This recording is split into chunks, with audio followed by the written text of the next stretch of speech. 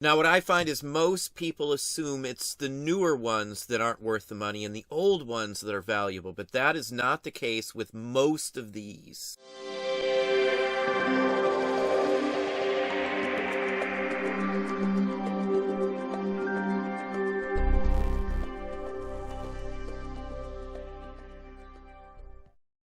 Hey, it's Don. Today we're going to look at something that can hold some tremendous value.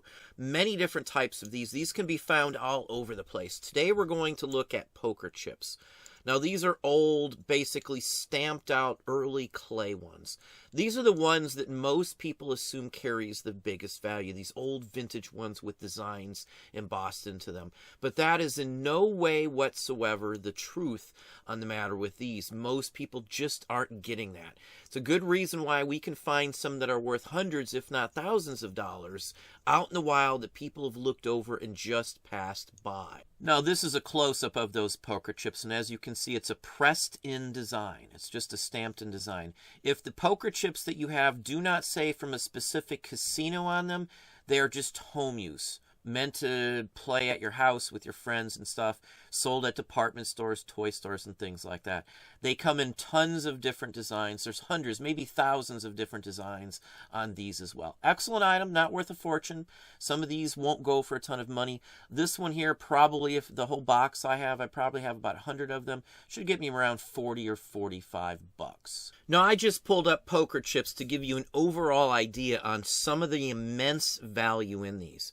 Most of the ones that sell for thousands or more than that are newer chips made by Polson, and we'll show you some up close in just a few minutes here, but it's one of the biggest names out there right now. They still make them. They've been around for a very long time. This is just a real quick example, and then we'll show you what the modern Polsons look like. The ones you are looking for are top hat and canes for the most part. Now this is just an example on some of the ones that can sell for some big money. Individual chips can sell for $5,000, $10,000. Now there's price guides as well as websites that will price these for you. They are all over the place. There are huge collectors of these. The price guides have multiple volumes. They go all the way back into the original ones released at some of the original casinos from way back in the day. Casino poker chips have been around for well over 100 years. They even used them during the Civil War and would smash down a mini ball in some cases and make a round lead disc for a poker chip. Some can be tied to the mobsters that ran the casinos, like this original one here from the Flamingo. So there's a big history, a big collectible field with them tied to many different genres around this field here. So mobster related is one, casinos, gambling as well. Now these almost cross the line into coin collecting as well, just a little bit, because they are denominational coin-shaped tokens, basically. Now here is a Polson chip right here. This is an original one. This is from a New Orleans casino. It doesn't exist, I do believe. Now if you look around the edges, the rim of it, it has an embossed and embedded image of a top hat and cane all around it. And that's the Polson ones that sell for the most money. This is what you're looking for. Again, the higher the denomination, usually the more valuable the chip. Now, this is what's called a canceled chip. When the casino pulls the chips out of production or out of use, and they change the design, or the casino goes under, they do what's called cancellation on them. So they embed a design into them, and they obliterate all of the artwork, all of the denominations, as well as the location. These were actually identical. They were both canceled, but if you know a little bit about the construction, know a little bit about some of the things you can use to get this off, I was able to reclaim them. And I actually, you can see too, if you get it on an angle there, you can see where it was canceled, but you can get off 95% or better of the actual ink they have over it. You cannot remove the embedded aspect of it mostly, but when you clean these up too, they can sell for some decent money. So even a canceled one, if it's from the right place, the right denomination, and the whole works, you can still get 10, 15 bucks a piece. Usually I find these in big, huge lots, so I can get hundreds of these in some cases at the same time that may be worth 10 bucks a piece canceled. Now, if they aren't canceled, in some cases these can go for a couple $100 each. Here's a real prime example of an original one from 1955 from the Dunes Hotel. This is a landmark hotel there. Nothing much is left of it. This one single poker chip went for over $5,000 with a heck of a lot of bids. In some cases, cases, these can even turn up in box lots, a whole bunch of them all at once.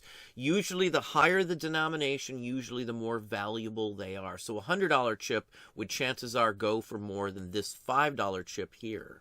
Now, like the red, white, and blue poker chips I showed you in the beginning, this is the basically same construction method used to make this one here. It's pressed. It's a clay one, just made in a mold, basically. These don't sell for a ton of money, but they do sell, as you can see, $17 for this one, plus shipping. Another fine example, this I am assuming would be reminiscent of the Spirit of 76, Charles Lindbergh, or something along that line. Excellent one here. Again, there is a following for graphical poker chips, but it's not as high as the real casino chips you will find. These are like home units that you could buy at a department store or for the kids or something, and you could just play at home. They don't carry a name brand or a value, so to speak, but the color-wise would be how you determine what's what with them. $15, not super huge, but again, these you can get for almost nothing most of the time. Many people might not even know that these are poker chips. Now here's another early one. Some are not worth a ton of money. Some were mass produced. Some, even though they may be reminiscent of a specific casino or something, may not necessarily be from a casino also. This one happens to be from the Las Vegas Club though, but they're very common. Not highly collectible. It's earlier ones. There's nothing really famous tied to it. $30, $40 for most of these. Now, they made poker chips, as I said, out of all different types of material. Lead was one that I've run into before. Civil War tied in. They're dug up in the ground. Some are scrimshawed like this one here. They can be scrimshawed into bone or into wood or even into, say, one of the clay ones you'll run into. Sometimes they're hand tinted with the coloring scheme on them as well. So be careful in what you're looking at. You may not realize it's a poker chip like these here. Now, this sold for a fairly good amount. $750 for 10 of these. Now, you can find them in Bakelite as well. And the Bakelite ones will almost always sell for several $100s. Now, this one has the holder, which is Bakelite also. Some of them had a lid. This one was made to hold cards in the center too. So you'd have 2 decks of cards and then your chips. The color designates the value. You can determine it any way you want. So the green ones may be 100, the red ones may be 50, the yellow ones may be 25, or whatever case may be. $250 for this set here. They're not marked. It's not a no name brand either, so they don't have to have a maker. It's just the substance that they are made out of. Here's another lot without the actual case. Same basic ones as well. Only sold for $155, but that is still good for just a bunch of blank chips. There's nothing on them. They're just flat, plain pieces of Bakelite. Now, in some cases, people buy these and then they will carve designs into them. Arts and crafter style of folks. So in some cases, you can split these up and sell them on, say, Etsy and do far better than you would in this case here. It may take a little longer to sell, though. Now, here's some Polson here. Again, these are the top hat and cane, which are the same ones I showed you earlier. If you look at the top of them, you can see the top hat and cane. That's an instant way to know if what you have is a Polson or not. There is a specific weight to them also, because sometimes they can be canceled like I showed you, and someone can try and grind that down, but they should be a specific weight. So if they're not the right weight, someone probably mucked with them, and they probably won't go for as much as a good untouched one. Now, tournament poker chips, championships, and things like that are one specific event made for one specific use, and at the end of the day, people took them home as souvenirs. They could be sold. They are highly collected. For those poker aficionados, they want one from every single round, every single one of the championship or tournaments. This one's from the Real World Series of Poker in Las Vegas. $300 on this one. Here's another lot of Polson from the Jack Casino in Cincinnati. These are secondary, and I think that basically means that they were sold off the market. They don't use these anymore. They're not valid for basically use at any type of casino, but they're not technically canceled. I think that is the big difference here on the secondary ones like this. Still sold for $250 for this stack, the single stack of 100 chips here. Now here's some earlier ones also from the Black Gold Casino in Carson City, Nevada, a $25 chip. Now this person sold 2 of these for $200, still has a few more left, 5 more left. Now it could take some time to sell some if you've got quantity and don't want want to sell them all in a big lot, only because there's not a ton of collectors out there. There's enough, though, that they will sell over time and you can still garner some good profit. Most people don't assume poker chips sell for very much money.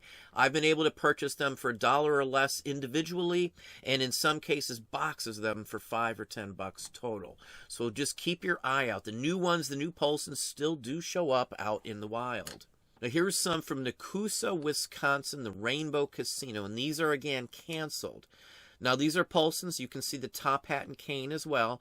Canceling on these means that they drilled a hole through them. So once a hole has been drilled through them like this, they cannot be used for tender at any casino. They're not worth anything. They can't be turned in and redeemed for anything. Once they pull them off the floor, they are all canceled. So just keep that in mind. A canceled one will never be worth as much as an uncanceled one, no matter what. Now, this lot only sold for $375, but in many cases, there are some that no matter what, even canceled, they can go for hundreds of dollars. Again, depending on quantity, the value of the chips as well. So pay attention and look them up. You may be surprised at what some of these will sell for. Well, there we have it. Hopefully that gave you some ideas, some thoughts. If you enjoyed this video, please hit that like button down below. You can also hit the bell icon to be notified if I post new content or go live. Subscribe and tell all your friends.